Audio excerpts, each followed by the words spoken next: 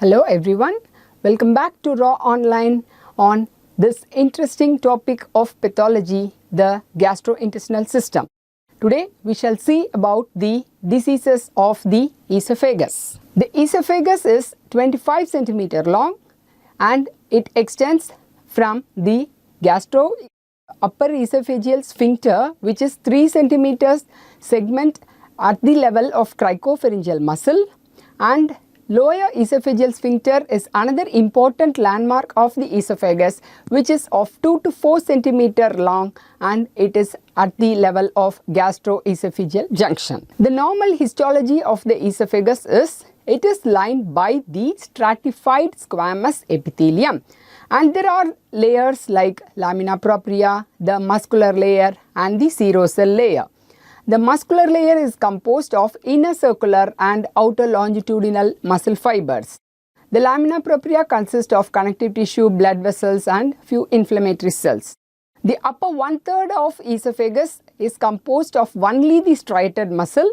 The middle one-third has both the striated as well as the smooth muscle, and the lower one-third is just the smooth muscle. We shall see the diseases of the esophagus as congenital anomalies, the motility disorders of the esophagus, the important thing, the gastroesophageal reflux disease, the Barrett esophagus and the tumors. The symptoms of the esophageal disorders include heartburn, which is otherwise referred to as pyrosis because it produces a burning sensation, especially in the retrosternal region, and this pain radiates from the stomach to the chest and the throat, especially after a heavy meal, bending, lifting heavy objects, lying down on the back.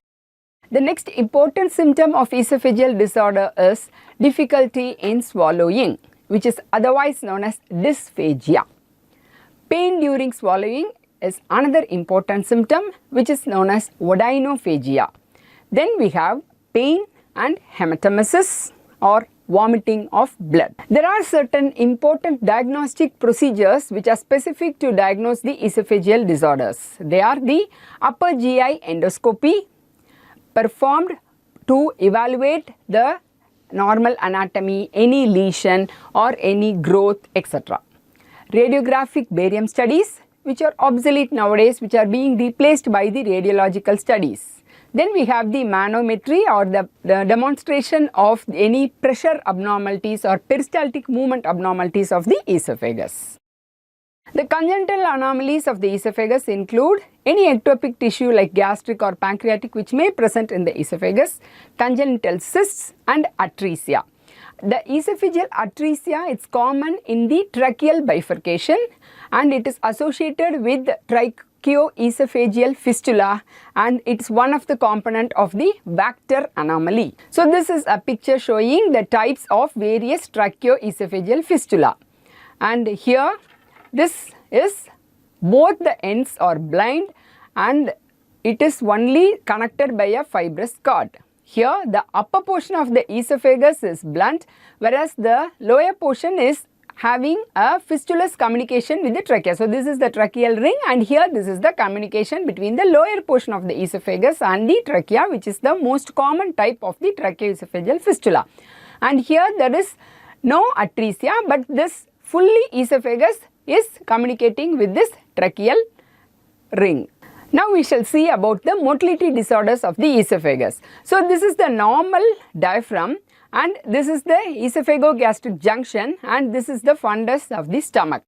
When there is no food in the stomach, the lower esophageal sphincter is closed. After swallowing, there are waves of peristaltic contractions that propel the food from the esophagus through the esophageal sphincter into the stomach.